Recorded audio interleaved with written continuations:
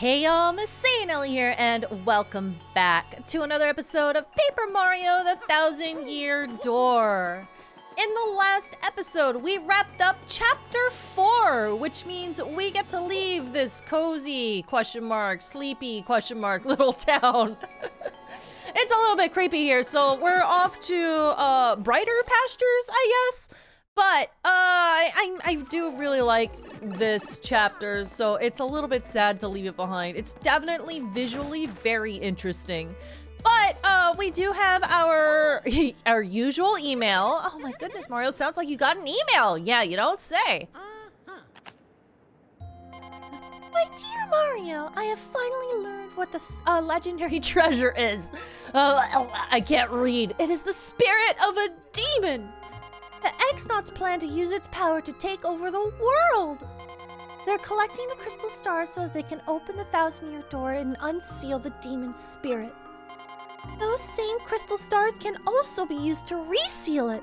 You must not let them get the crystal stars. Please, Mario, you must put a stop to their horrible plans. Princess Toadstool, Peach. Thanks, Peach. We were kind of unraveling that on our side as well. We knew that it was something not great, but but with that, we are... Oh, I'm gonna kill you. Hey, weakling. Weakling! Fall beneath Mario's boots. But yes, now we are in the midstream interim between chapters, and I don't think there's a whole ton to do right now, so thankfully it should not take super long. Yes, I know, Goombella, thank you very much. Just so that we are aware, this is like the warp room, but we can actually break this now. Okay, I got him. Those guys move way too fast. We do have this little, how do I do this again? There we go, that's the button. We do have this little blow away sticker, and now we can head down this pipe, and this takes us to, ta-da! It is the Pit of 100 Trials. The name escaped me for just like 2 seconds. But yeah, that's another little shortcut that we can use to get to the Thousand-Year Door, which is literally right next door. But before we do that, I want to come around this area. We passed by something a little bit earlier in the game, and I didn't investigate it because there was nothing we could really do with it. And that is this door right here. We could technically come in here as soon as we got this flatten ability, but we couldn't do anything about this room because it's full of spikes. It's dangerous. It's spooky. It's gonna hurt if you get hit by the spikes. But now that we have Vivian, we can get across to our prize on the other side. I always have a tendency to want to be greedy about how far I can move with all this, but it's better to be safe because it'll restart you back from square one if you do get hit. We get the Spike Shield Badge. Make Mario able to jump on spiky foes without being counterattacked. I love this badge. This badge is really, really great. It makes spiked enemies a lot less frustrating to use, especially if you're gonna be taking out bunches of enemies with multi-mounts. But I'm not sure what I want to give up in favor of that. I'm thinking maybe I'll keep Quake Hammer and get rid of Fire Drive for now, and just pop on Spike Shield. But to me, that just sounds like we should get more BP next level up. I can't wait to play this entire game with a ridiculously low amount of HP. There we go. Yay, we did it. We made it to the other side. And now, stop! I keep pressing the wrong button for that. We want to slip through the bars again, head on down, and go back to the Thousand-Year Door. Because now there's nothing really left down here that I really want to take care of. Hop on up, through the door, and here we are. We all know the drill by now, right? This is our 4th star. That means there's only 3 left to get after this one. Ta-da!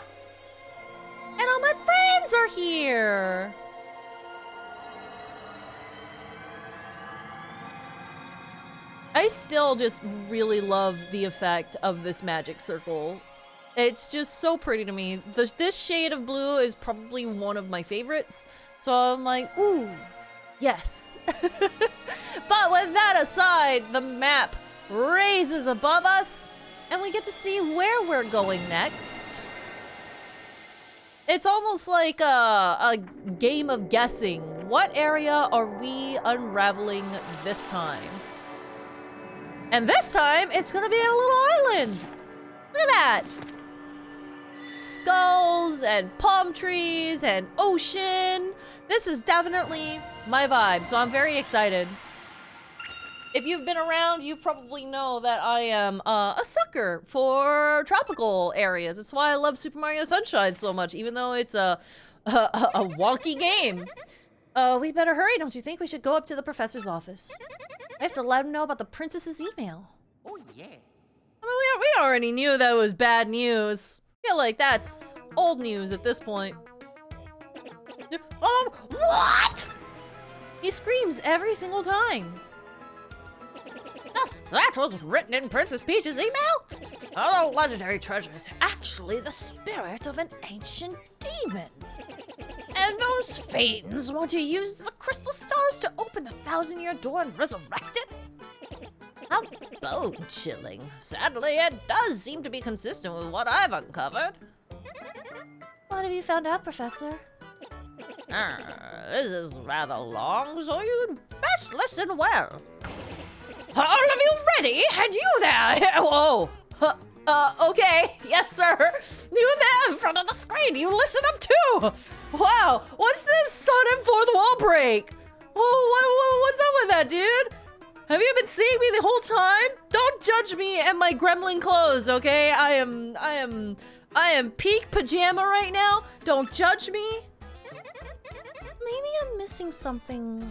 Are you talking to no one? Oh, never you mind. Don't worry about such trivial details. Just listen.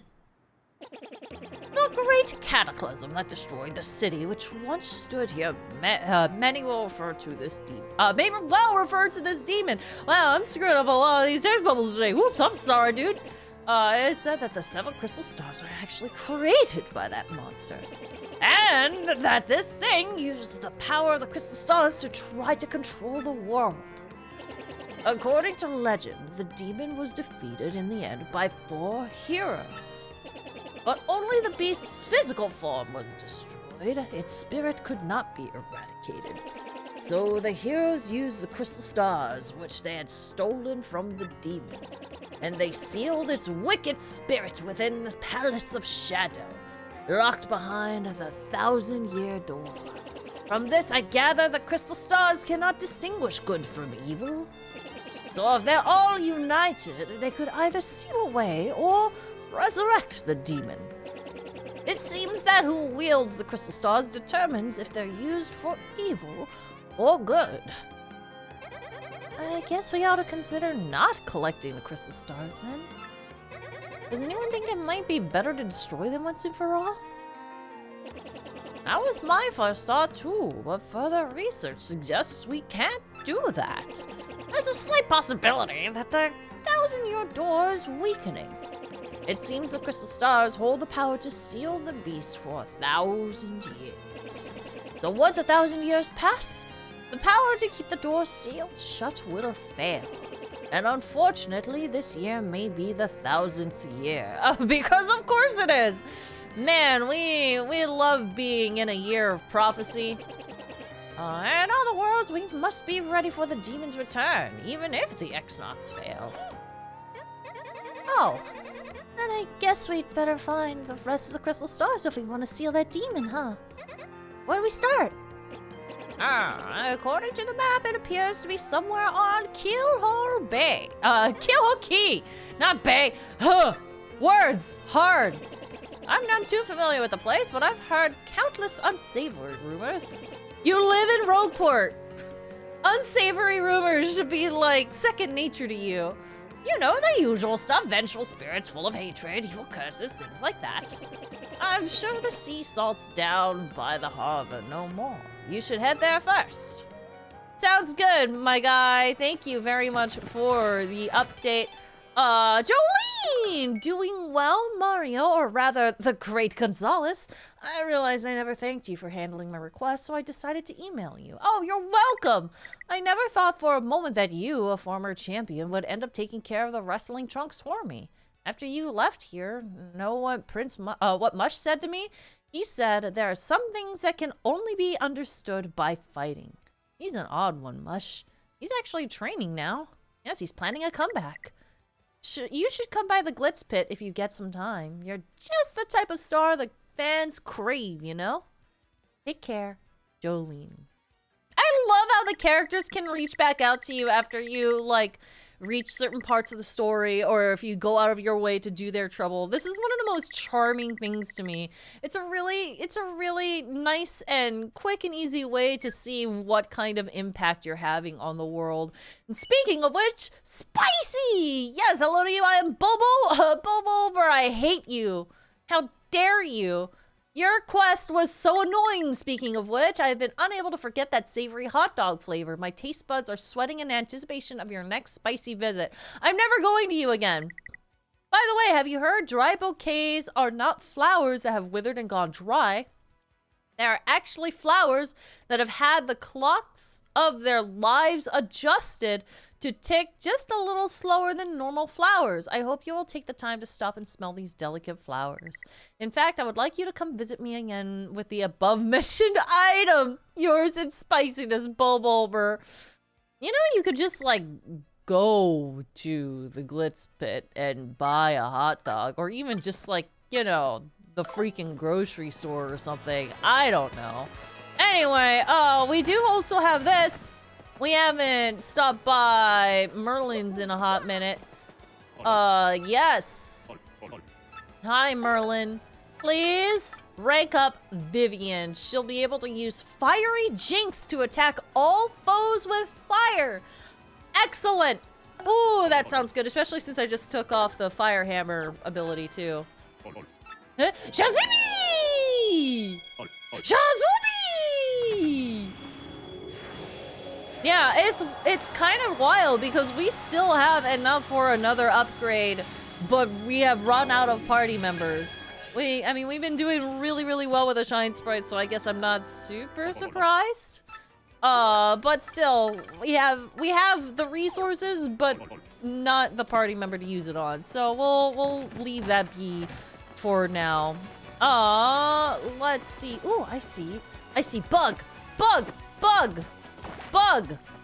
Sorry, Vivian. Alright, so, now that we are here, we could go and start, you know, getting everything together for our next leg of the adventure. But we're gonna hold off on that because we do have a couple of troubles to take care of. First one being the Elusive Badge. I'm after an Elusive Badge. Must explain in person. Meet me on the roof of Zesty's house on Rogueport Square. This poster is anonymous. This may be dangerous. Want to take on this trouble? I live for danger. Do it and do it right. You bet. Alright, so it's the top of Zesty's house, which is like right next door, essentially. Oh, not you. Sorry. This one. I want to move fast. Little baby Yoshi can mush like the best of them. So here we go. It's right up here. It's literally right next door. Head into the inn. Hey, it's Luigi. Luigi's in here this time. What's up, bro? Well, I headed to Circuit Break Island and got me a marvelous compass piece. You wouldn't believe it, bro. Talk about thrills, chills, and spills. It was pretty exciting, bro. Want to hear what happened? It's a long story. They're all long stories, bro. All right, let's hear it. What happened? Well, like I said, it's a really long story, but here it goes. Just as our boat arrived in Circuit Break Island, we heard this incredible racket. We soon found out that they hold the kart races almost every day on the island. Whoever takes first place in the race gets to rule the island as king for that day. Just as we got to the racetrack, they were holding the awards ceremony. I couldn't believe my eyes. Right there on the trophy they give to the winner, it was another piece of the marvelous compass. I almost passed dead away. I decided right then and there that the only thing to do was to enter the next race. I mean, I've driven kart races before. Ah, yes, Mario Kart. So I thought I'd be okay. Boy, was I wrong. The carts are supercharged machines that could send you airborne with their exhaust. If these vehicles were armed with missiles and bazookas, it was anything goes, bro. Of course, I want to get right out there pronto. The drivers are crazed, but I worked up my courage and signed up anyway. And my race day finally came. I got to one of the best carts, the big green 01. I took my position at the start line. The light went green. I stopped the accelerator and something bad happened. I was in reverse. The big green 01 went rocketing backwards with me yelling. I crashed into the wall behind me hard enough to cut me off mid-scream. In one fell swoop, I dropped into last place and wrecked my racing machine. But it wasn't all bad news. All the other carts crashed because of my maneuver.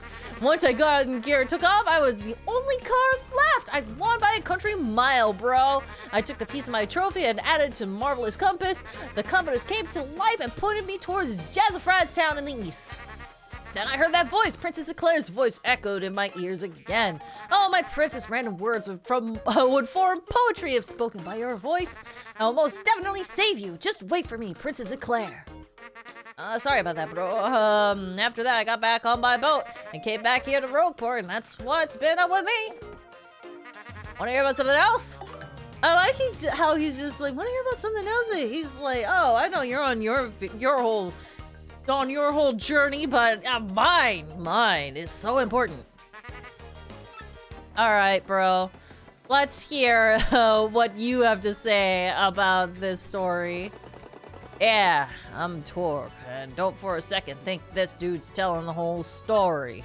The only reason I lent him my rig was cause he got down on his knees and begged. And what happens? He's in it for 1 second before he completely totals it. Idiot! I'm not letting this dip out of my sight until he repays me the 5,000 coin repair costs. Oh, he's in debt. Oh, this guy's about to bust Luigi's kneecaps.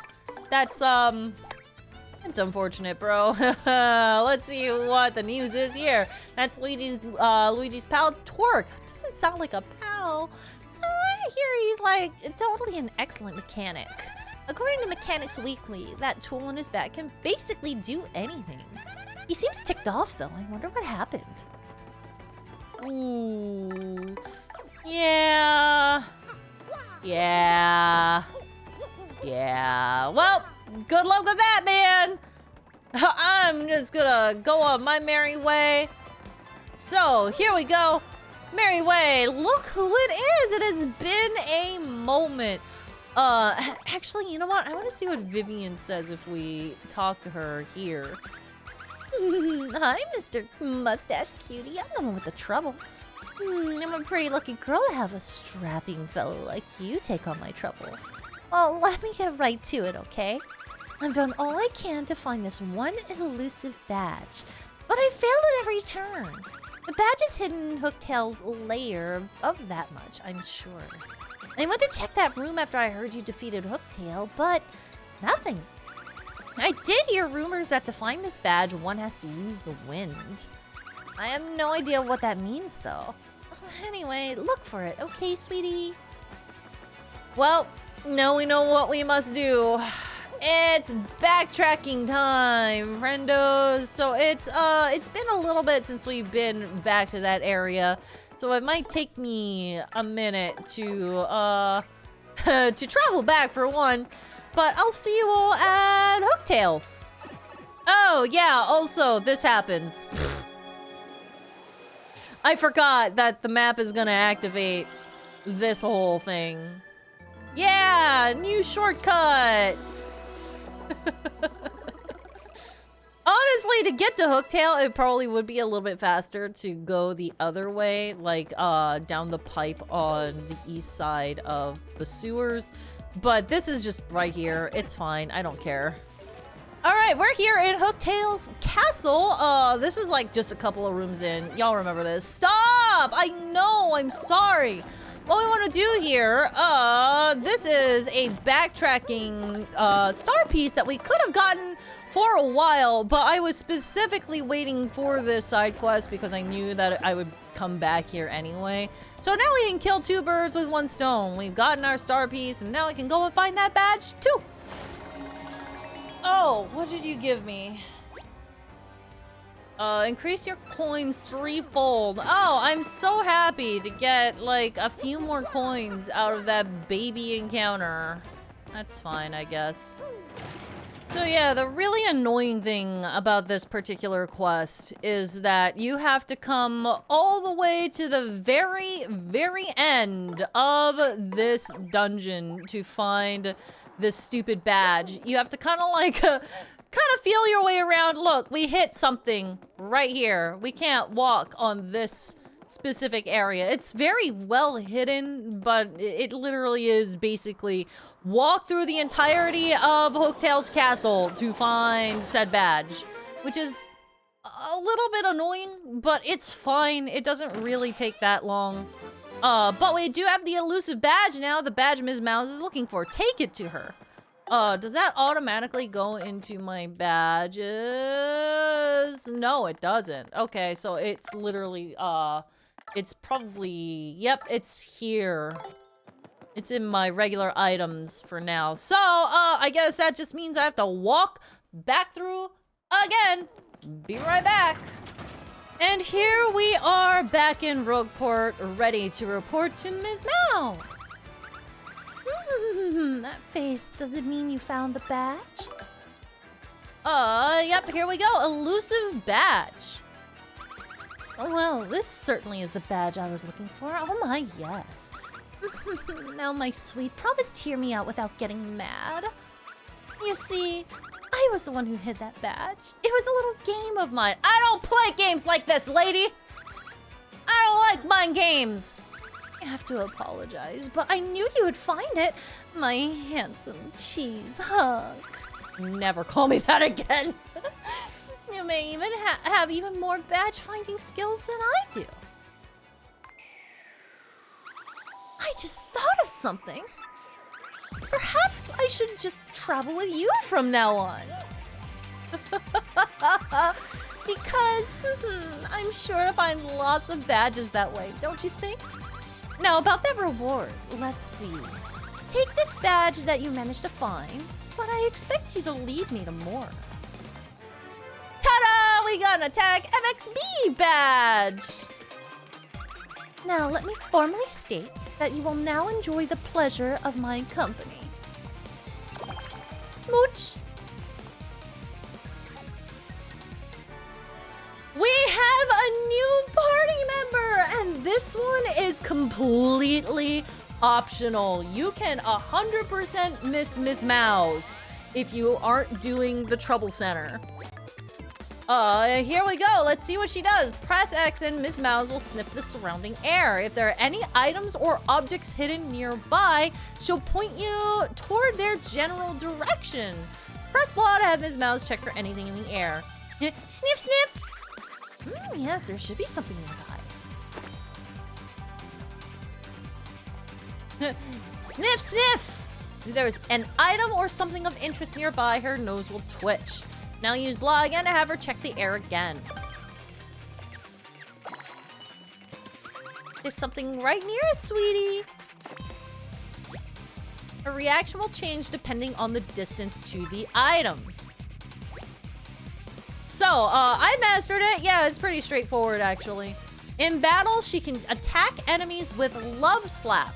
She can also help out by using Kiss Thief to steal an enemy's item. So you remember early on in the game, I had mentioned that Ms. Mouse is able to, not Ms. Mouse specifically, but I had mentioned earlier in the game that you can get items from enemies, like the items that they hold. This is how you do it. Ms. Mouse is the person who will actually go and steal it from you.